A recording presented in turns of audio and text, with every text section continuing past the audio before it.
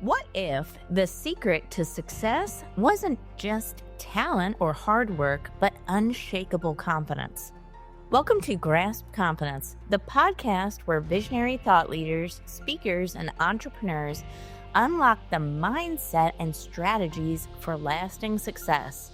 I'm your host, Tara LaFon Gooch, CEO, two-time best-selling author, and international TEDx speaker, and I can't wait to help you step into the most powerful version of yourself. Let's dive in. What if storytelling wasn't just about inspiration, but also transformation? Today's guest is Liam Rogers. He is the founder of Story Circle and the powerhouse behind global platforms like TEDx Orlando and Epoch, America's History Festival. He builds stages where bold ideas don't just land, they move people, shift perspectives, and spark real change. Get ready to rethink the power of storytelling. This conversation will stay with you. Liam, welcome to the show today. Hello, welcome. Thank you for that wonderful introduction. We You're will so change kind. people today. Yes, we will. We are going to change people today. You know, so much of just effective communication in general is being able to bridge a gap and show people who you really are. And I have found the best way to do this is by sharing your story. There's nothing that connects you to somebody else, a complete stranger, than sharing your story. Even if your story is different from theirs, it's like that just power of human connection, isn't it? What Mhm. do you think about just storytelling in general, and why is this something that is interesting for you? It's when it comes to that sort of personal narrative, it's kind of like the one thing that people can't really take away from you, and no one Ooh, else has that same story. So I when like it that. comes to things like when we're curating for our TEDx events, which I've been doing for 10 years now, we'll go into that a bit in a bit, a bit more in a bit. But that is a perspective, like, in terms of when you're talking on a stage, everyone can have a framework, which was in your LinkedIn post that I commented Yeah, on. yeah. Like, everyone can have a framework, and obviously, lots of people's frameworks can kind of be the same thing. Like, they can kind of effectively be the same thing with a different name. But what people can't take away from you is your personal experience, your personal story, your, like, narrative. But also there is a skill in taking that personal narrative and then shaping it to the talk that you want to do or the story that you're trying to tell. There is skill in that. And also you find people that are like, I've done nothing interesting. There's nothing interesting in my life. Like, my backstory is not interesting, but everyone's backstory is interesting. It's just how you sort of pitch it, how you like narratize it, how you sell it to people. But yeah, you can't get more unique than your personal story.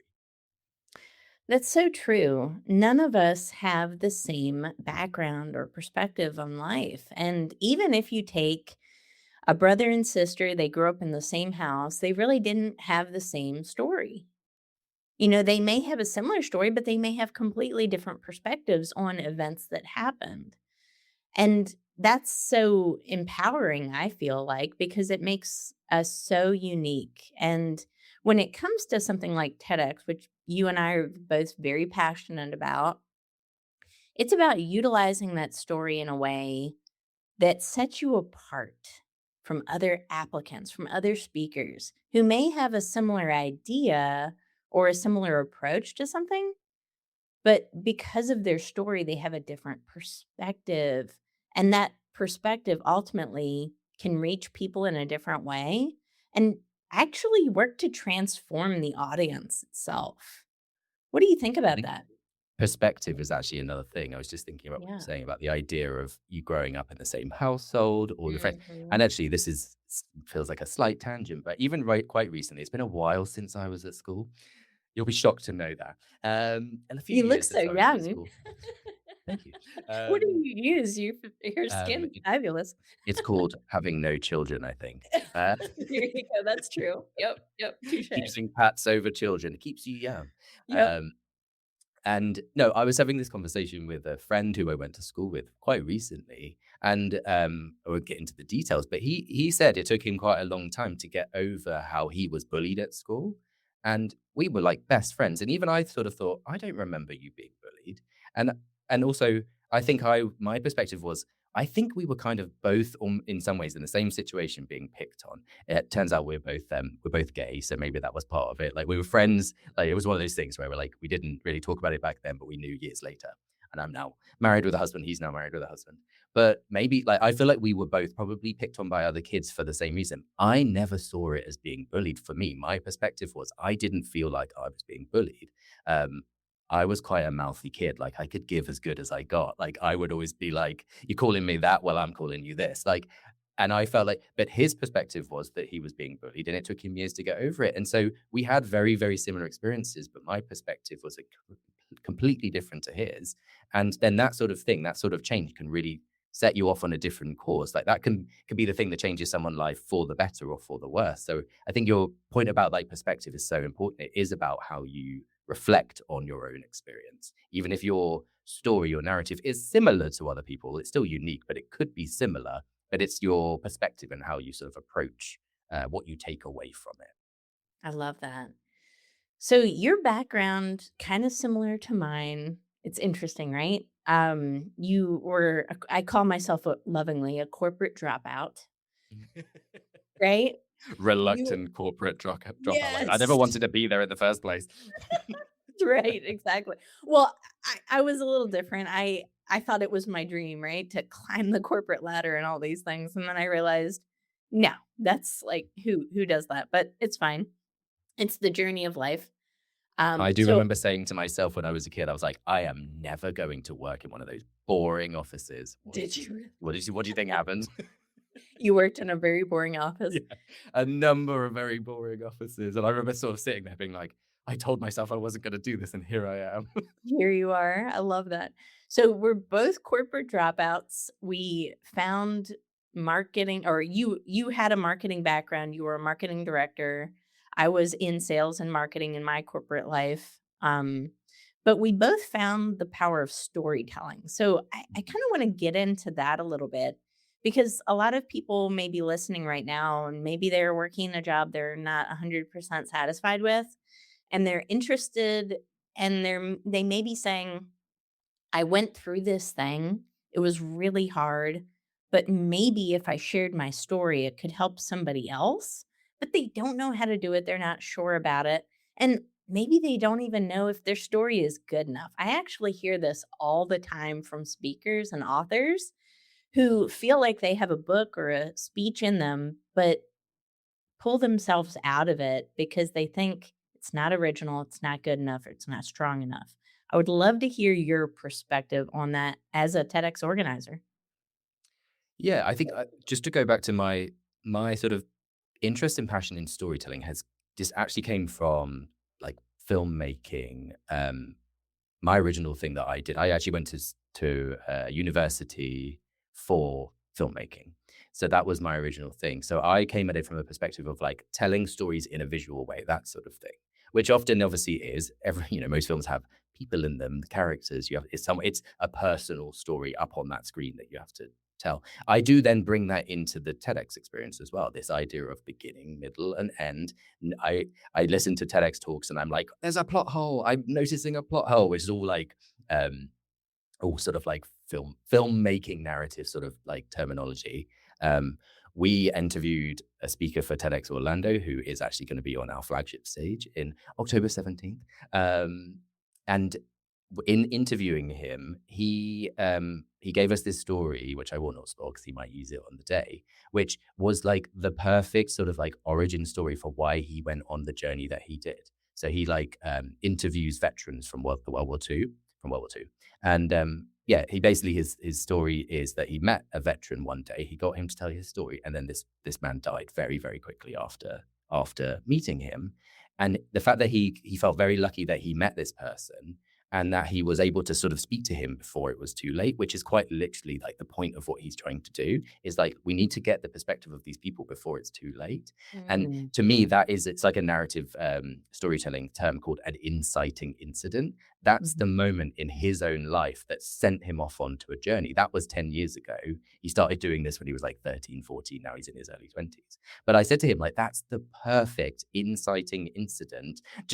I'm like, just to sort of put a distance to your personal life, but that's like a narrative construct in that that's what you sent you off on your journey. Like that's the beginning of the narrative. That's the reason why you're now here and you're doing this. And then ultimately, that's the reason why you're on the TEDx stage delivering this story to thousands of people. So I think that's my sort of perspective on storytelling. I think for people who think that their story is not important or unique, I I would tell them that's not true. Like you are unique, your story is unique. I guess the difference is how much, if you're delivering a TEDx talk or you want to, how much you want to bring in your personal narrative or your personal story into it, whether it's actually even necessarily entirely relevant to the TEDx stage. But the only problem is that sometimes particularly and it sounds like you're trivializing sort of someone's like bad situation. Sometimes people's narrative of something bad happens to them and then they sort of made it up the mountain after the bad thing on paper can sound very similar. So when you're looking at Right. the applications, it sometimes it can quite literally be like I I hit rock bottom and then I made it up the mountain to the other side. And sometimes, and we never want to joke about it, but the idea of like it's like how low can someone get and then how high can they get? Sometimes that as a narrative structure can be very similar to other people. So Absolutely. Oh, that's such a good point. So, it's not just about the story in terms of a TEDx application. It sounds like there's an insight that's happening, an idea that, it spores really is from the that. idea. I think Yeah. ultimately that is I don't know if you noticed that TEDx changed their slogan recently. Ideas change everything. I don't know if you've seen Mm. that. I I only didn't noticed it. know that. I didn't see that. Yeah, I so didn't see it's that. not It's not ideas worth ideas we're spreading spreading. anymore? Oh, If you okay. go onto the website and look at the top, you're like, I literally did it a month or so ago. I was like, they've changed their slogan. Oh my They didn't. gosh. It's almost like they changed it and they didn't tell anyone. But it's all about that idea, and I think that's the thing with TEDx. And we do have to sometimes remind ourselves because we hear some amazing stories, and then you sort of go, "Oh, what an amazing story! This is great. I want them to deliver that on our stage." And then you sort of have to stop yourself and go and think, "Wait, what was the idea in it? Like, what's the idea? What's the unique thing about it? What's the takeaway?" Often that's what we'll say to people. What is the one thing that you want the audience to take away from your talk? Then they give you 5 things and you're like, "No, one thing." One thing. One thing. It has to be one thing. So, yeah, I think it's just not forgetting that it is about ideas. That's what TEDx is. But I'm a sucker for, like, a personal narrative. I really am. I love my it sounds very, well, you can decide how this makes me sound. I kind of love a talk that's going to make the audience cry and laugh at the same time. Like Yeah. that balance between the tension that you get between the idea of sort of the sadness of maybe their story or the sadness of something, but also the humor that someone can find in their story. And it's like playing with the audience's emotions again. I love that idea of playing with the audience's emotions. Maybe that comes from my sort of filmmaking background. That's what a lot of filmmaking is. So I just that something about the talks that can hover around that is to me is amazing. That is not easy. I mean, I've No, I've written speeches, I write my own speeches, obviously. I help other people, I coach other speakers. The easy part is pulling the emotion, that raw emotion, the emotion that makes you tear up, that makes you feel something in your heart. The hardest, I feel like, is the laugh. Like, how to take a really heart-wrenching story and insert some laughter in there, and now that is talent. That is not easy, and I think it takes some, pulling yourself out of it and almost seeing yourself from a third party, seeing your story from someone else's point of view. And I've heard this before, you should write from the scar, not the open wound. I think it's a lot easier to insert the laughter in a speech to, insert the humor if you can write from the scar, not the open wound, and kind of see yourself from that third party perspective. It you can because it's a shift in perspective like we were talking about earlier. It's definitely not easy. I find it's hardest, for me. I can really write something that is emotionally pulling, but it's you also have to remember, to your point, to find the humor in it because ultimately that humor really builds connection too, don't you think? Yeah, and you're totally right in this. I love that saying from writing from the scar because Yeah. we have found sometimes when we're interviewing speakers, potential speakers, let's say, some people are talking about a sort of personal trauma or a personal experience, something that's often very can be quite dark. And in some ways, it feels like they're using this process or the potential of this process because it's just the interview. They don't necessarily get onto the stage. It's almost like they're using it somewhat as therapy, and it can feel a bit too raw. Like they are really speaking from the open wound, not the scar. And that's where it can, and we're always very, kind and nice to people, but sometimes you just want to say you probably need a little bit more time with what has happened to you to get your, like, as you say, to get yourself to the scar, not from speaking from the open wound. Because some people, it just, and I will literally, will come off course and I say, I feel like this person is still very much dealing with the emotions of this thing that's happened to them that they would like to talk about, um, and therefore, odds are, if that's the case, we will say no just because we think you need more time to like Yeah. sit with the thing that you've been through. Or yeah, as you say, you're like speaking too much from the rawness of the emotion of the thing that may have recently quite recently happened to you. So I think that's actually a very good point. It's almost like people need to go through their own sort of level of almost like therapy, which is an interesting thing because here in the UK, we don't really do much therapy. America is very, I would say America is very affected by therapy in a good way. I think therapy is ultimately quite good for people, but it also an interesting thing is slight tangent is how it changes people's language. There is a lot of like therapy style speak in the way that people talk in America, and it does really start to affect the TEDx stage. I think a lot of like I feel like when you're talking to people about it, they're like, "I'm so unaware." I'm like, "Because you're in it. You're not from the outside perspective." But the way of talking about things in a very sort of like slightly over therapized way, which I think I just invented a word. I like that word Um, though, but therapize. that's and it I don't think it's necessarily a bad thing, but it is interesting how it does change language and Mhm. perspective on things. But yeah, just to go back to the original point, it's just that thing. If they are still very much going through it, we are more likely to sort of say to, and we normally will sort of try find a way of saying to them, you need a bit more time with this before you're ready for the stage. Right, exactly. And I have found that a lot of speakers, they just don't understand what TEDx is. They Yeah, we had someone apply who we interviewed recently who said, "How much do oh, I get paid?" And this straight away we were like, "Uh oh," whoops. Yes, it is which is not really a bad because paid. you're like, "Okay, you didn't read like how." Unfortunately, it's a bit like a job interview where you don't know who the company is, isn't it? Like they ask you, and you think, "Oh no, now I have to explain it to you." Yes, it is not a paid opportunity, friends. So if you think you're gonna get paid, no. Everything is volunteer driven as well. And I Yeah. I work with speakers a lot of the times and they think that their coaches, their organizer, that there's some bank from TED and they get paid salary. And no, everybody has their own jobs. They have their own businesses that they're running. A lot of organizers have their own companies, right? So this is something that is 100% volunteer driven. You as a speaker are a volunteer as well. Mhm. No one gets paid. So that's something that I think a lot of new speakers don't realize. They also don't realize that it's not a stage you can sell from. Yes, people forget that quite a lot. Yeah. So it is not a place where you can talk about how great you are and how amazing your business is. It's not a place you sell books on, right? So I think this is important because a lot of people, when they're crafting like their applications, they want to talk about their coaching frameworks. They want to talk about their books and their I have business. such an irrational hatred for the word framework. I don't know why. It's one of those I things that I'm do like, "Ugh." too.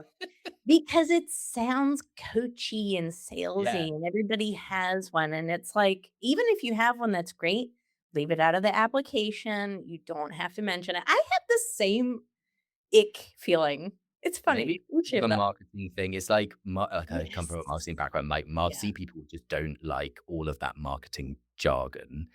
it But then sounds so also when disingenuous, we're right? surrounded by other marketing people, we do use it because it's like a shorthand for Right. how we talk about things.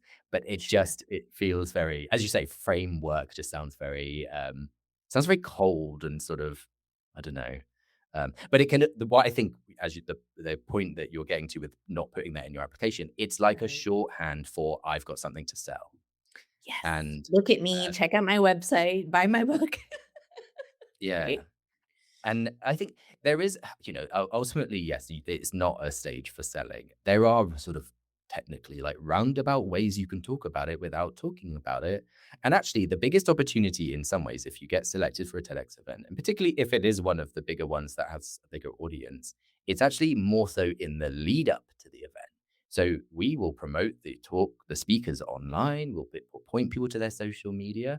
Then what if some of our audience goes over to their audience, then you could basically sell to them all you want over there. Like I don't almost a bit like I don't care what you're doing on your social media as long as you're like sharing things and stuff.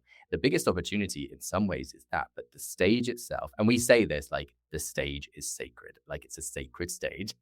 Um, is like no selling from the stage. Like in terms of sponsors aren't really allowed to have any influence over the stage, and it's respect the like confines, the construct of TEDx.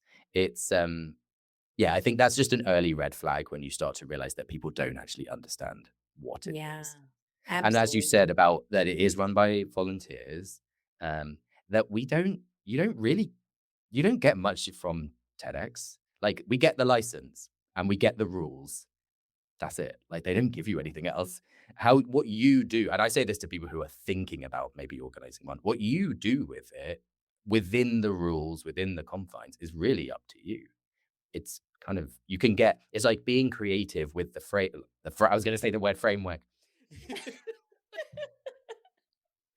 I was like, within the framework. No, no, no, no. Within the like confines of the rules of TEDx. So, but within that, you can get creative. So I think people think that it's a little bit more. I think people think that we literally are working for They TEDx. do. Like, They no, do. I'm like, They do. Trust me, I know. I wanna say this. Let me hear your perspective on it. Add so much value that it's unreasonable for people not to search for you. And you can do this by sharing an incredible story and idea. And that story and idea that we're talking about doesn't go back to your framework, doesn't go back to your website, it doesn't encourage people to buy a book. That your story is so compelling and adds so much value to someone else's life that they feel compelled to learn more about you. That's the secret. The secret is you just add value to someone else's life through the transformation that you can provide, right? yeah. And it's as I was saying earlier about the sort of narrative, I think it's your personality, your perspective. We talk about this quite a lot, the idea of people building up their own group of like fans. That's almost what you're looking for. You're an engaged audience online. I think as someone who, because I do the marketing for the event as well, I talk about getting, it's a very British phrase, bums on seats.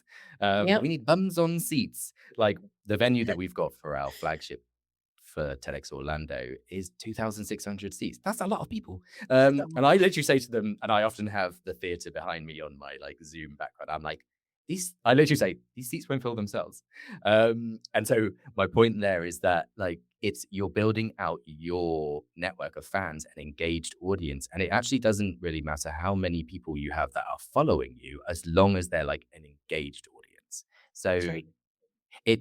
the journey starts way before the stage in many ways. I think we so we've we're actually announcing a speaker soon who happens to have 1 million Instagram followers. Now, obviously, as a marketing person, her talk is going to be amazing. Her story is so unique, and I'm not going to say who she is because we're literally going to announce it today, and no one else knows who they are.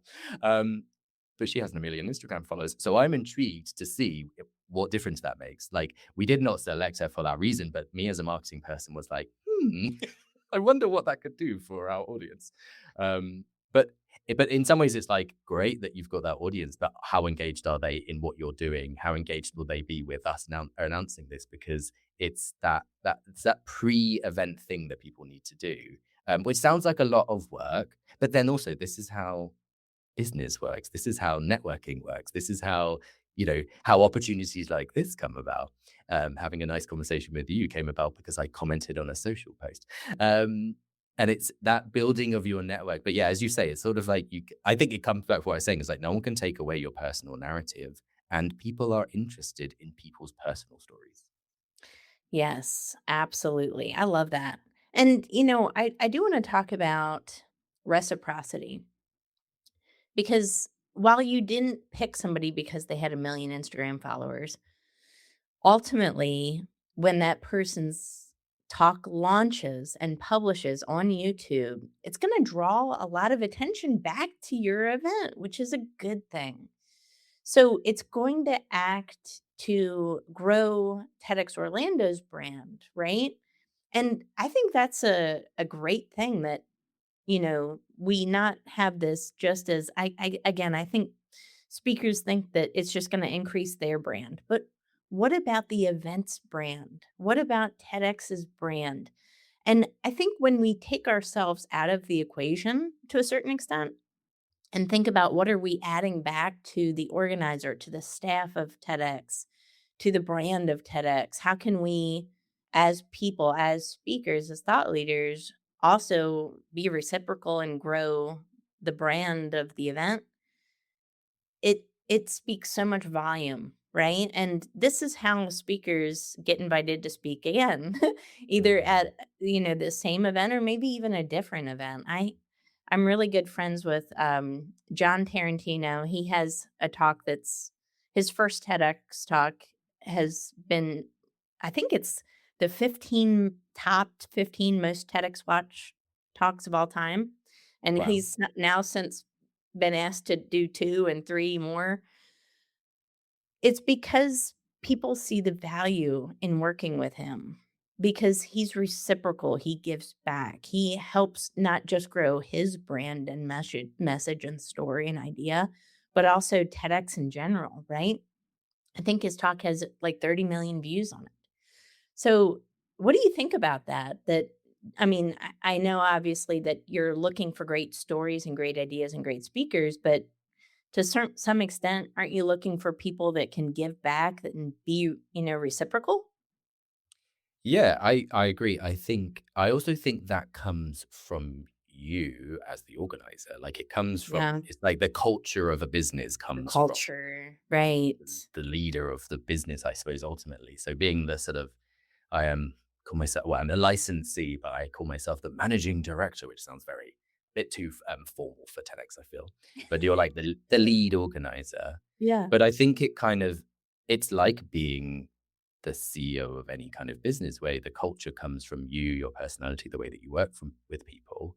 And so I think it's leaning into that. So what we have always said, so we were running TEDx Kingston upon Thames, which is a suburb of London.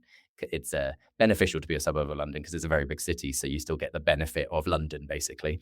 Even though it is in the suburbs, and we would always run it like a little family. Like we would say, like our speakers, our people on our team, we are a family. Like you, and we even use this now with TEDx Orlando. I'm like, welcome to the TEDx Orlando family, because we're Mhm. creating this culture where it's not just we always do speaker coaching. They go through speaker like they will have from now until our event in October, there'll be so many opportunities for them to engage with everyone in the team. We'll be meeting up with everyone. There'll be like cross speaker networking opportunities and just basically, yes, we do create this sort of family environment and people sort of lean into that. And I just know from hearing about people's experiences at other TEDx events, they don't always get that experience. We've had speakers at ours who maybe have done multiple talks or even just attendees to our event. They said, I've been to other TEDx events, but yours felt different. Like yours felt, it felt warm, it felt welcoming, it felt like this family vibe that we try to impose on people. Like me saying, "We will have fun at our event, I promise you," but I said almost like it's a threat. I'm like, "We will have fun. We will," like, what's the point in doing this volunteering thing if we're not gonna have fun? Um, That's true. and I think from the what you were saying about the perspective of what the speak can bring, it's like it's almost like bring the vibes that we are projecting back at you. Like bring those vibes. It is a family environment, but also um the interesting thing about when the talk goes on YouTube, it's very in my experience, so we had 70 talks for TEDx Kingston.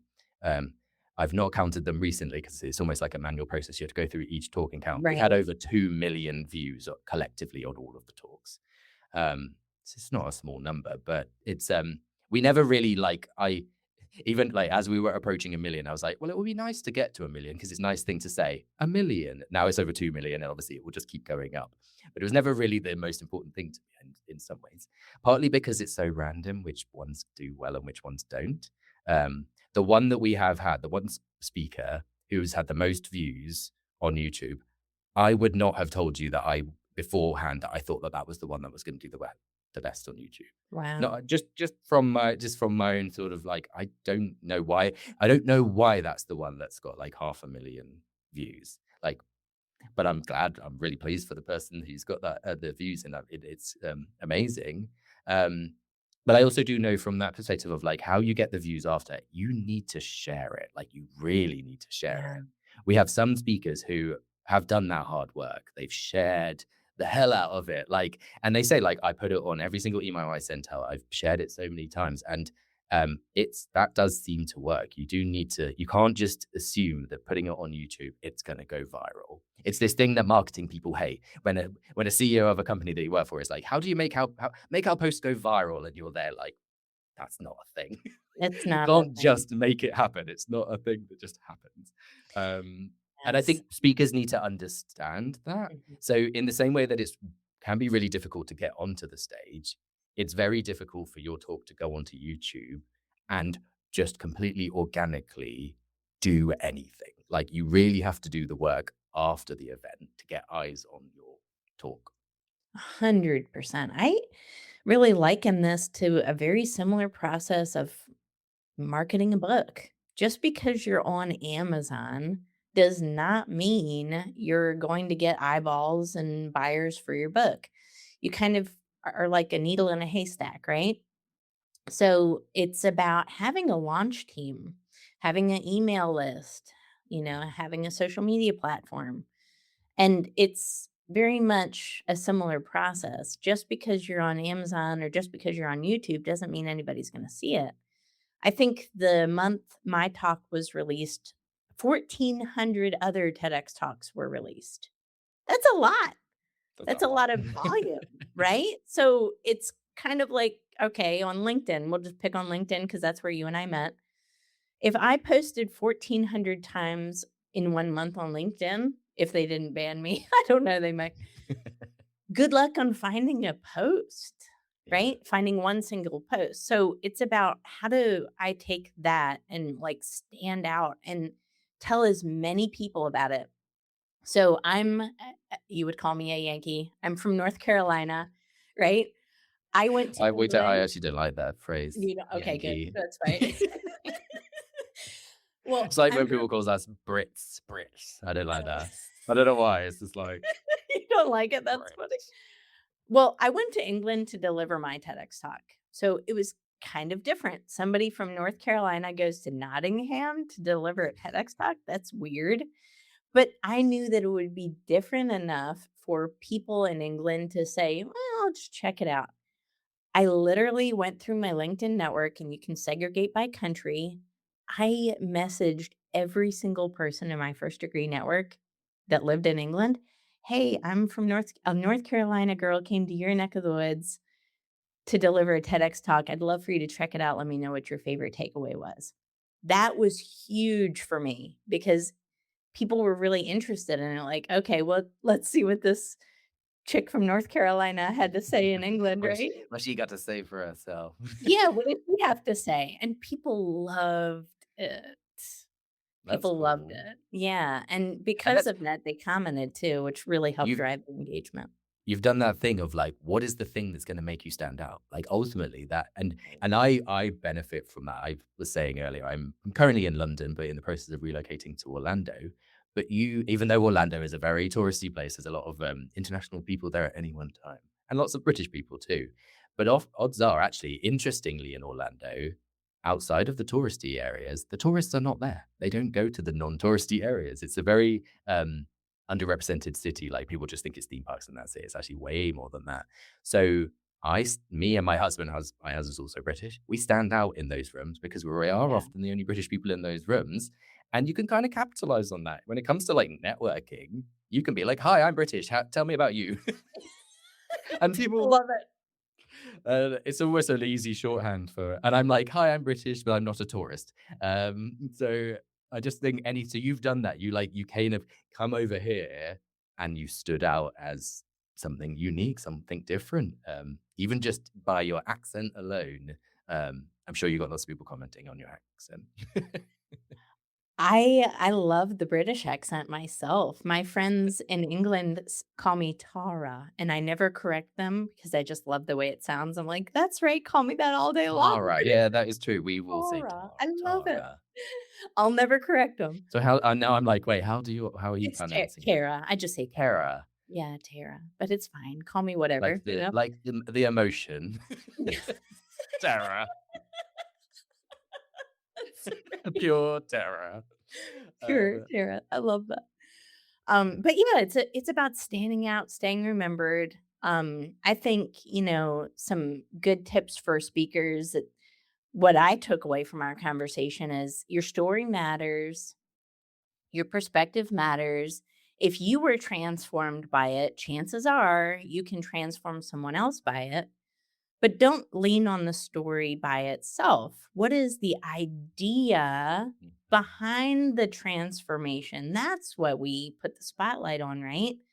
And then beyond that, make sure that you have something that when you put it out that people will see it, that people will share it, that people will support it, right? So I think it's important to have some kind of a platform. You don't have to have a million followers, but if you have some kind of a platform already, that certainly helps you. And then beyond that, writing a talk that helps people pull the emotion, not just the heartstring, but also the laughter, right? That helps build trust with your audience. Any other tips that you would say or anything like that for somebody who's looking to share their story on the TEDx stage? my joke is just because you've got an idea doesn't mean it's interesting. That's Like true. I Harsh don't truth, everyone. yeah, like just because you got an idea doesn't mean it's unique or interesting.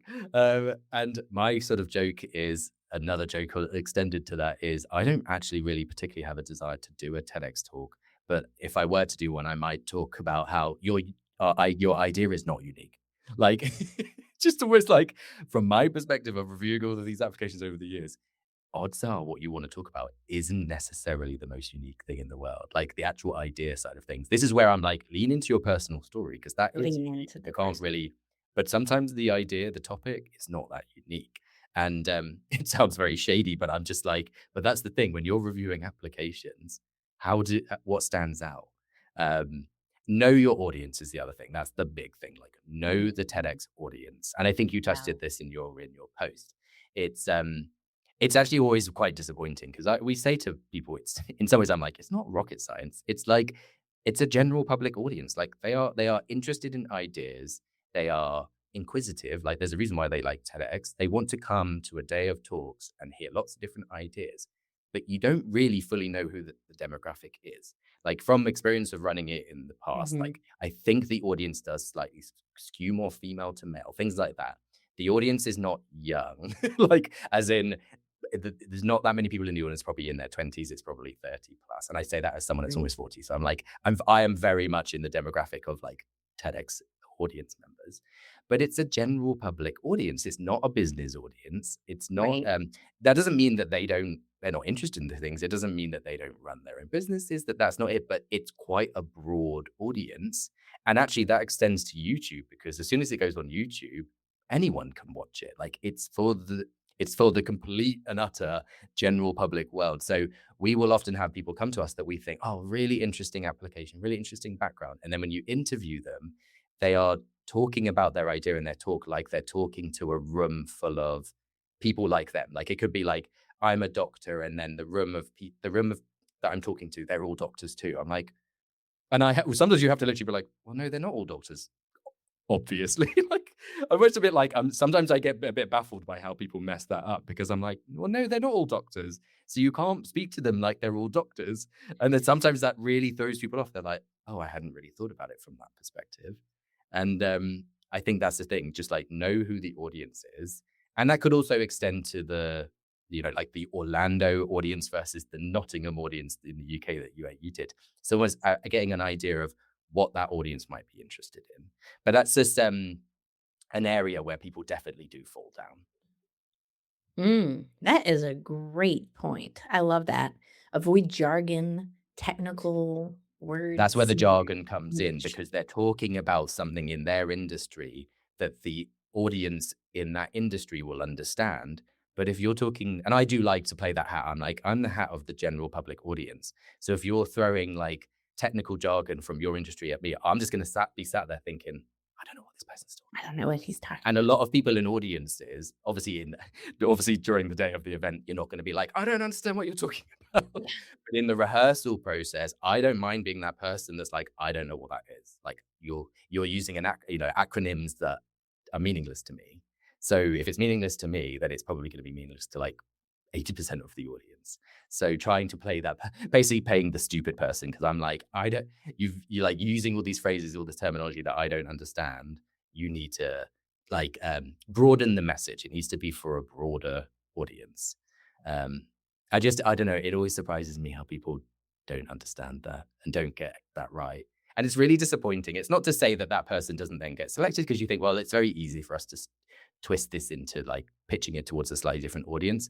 But it's always a little bit like those moments in some of the interviews where your heart sort of slightly sinks because you go, oh no, they don't know who their audience is. And Oh, that is so true. it's a little bit of that moment because you go into every single interview really wanting them to like rise above to what you're kind of expecting.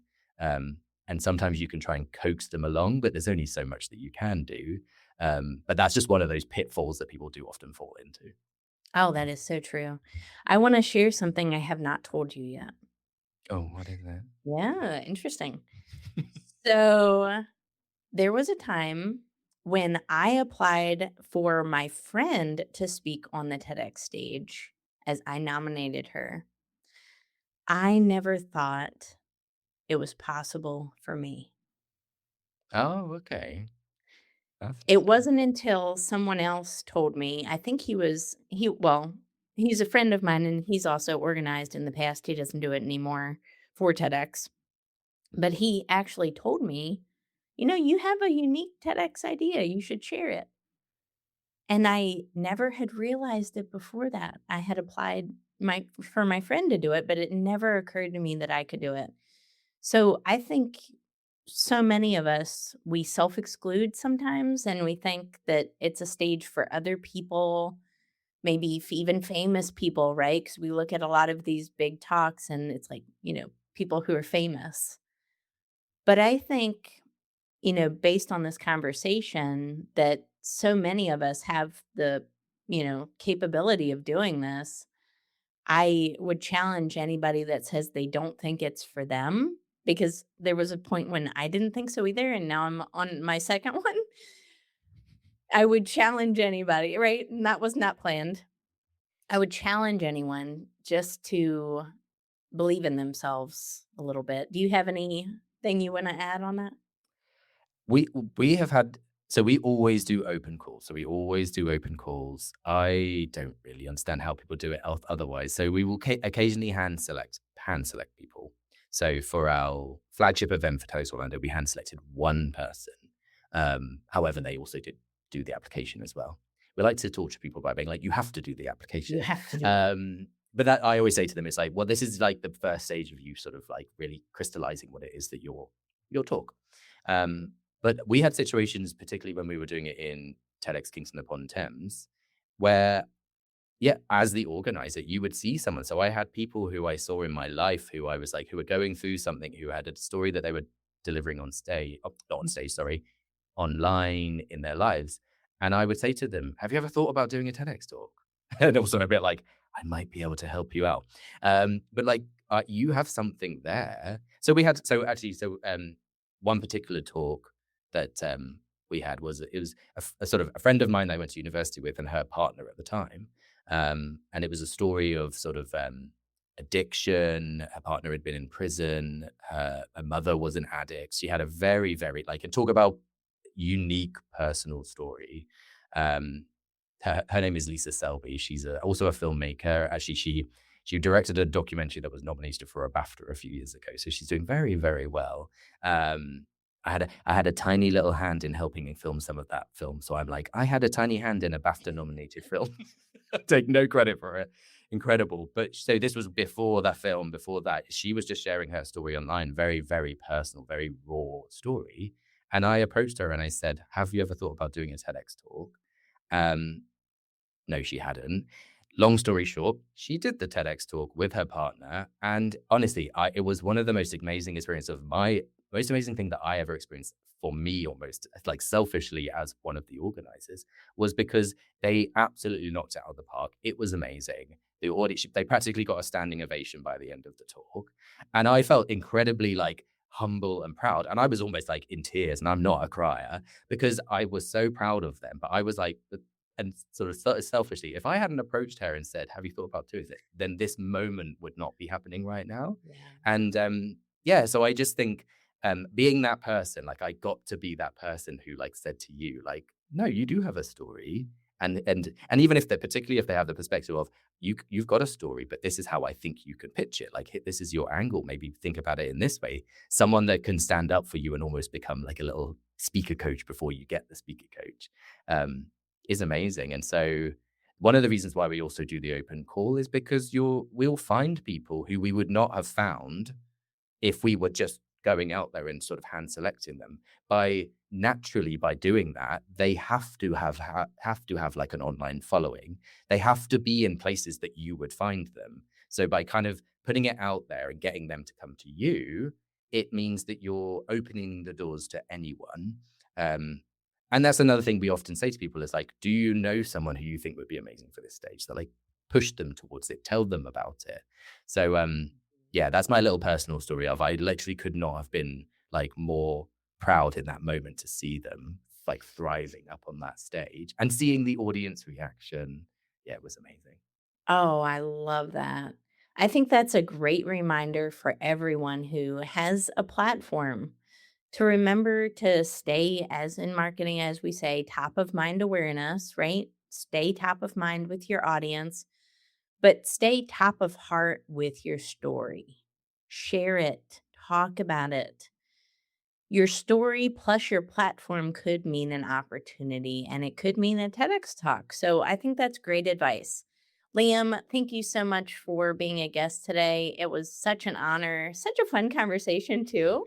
Thank you. And thank you It's for been everyone. wonderful. Yeah, As I no, said before, I was like, I could talk about this until the cows come home. until This the is cows come just home. Yep. so So maybe we'll have to have a part two. yes, maybe. Maybe we'll have to have Yeah. a part two. I like that. Why not?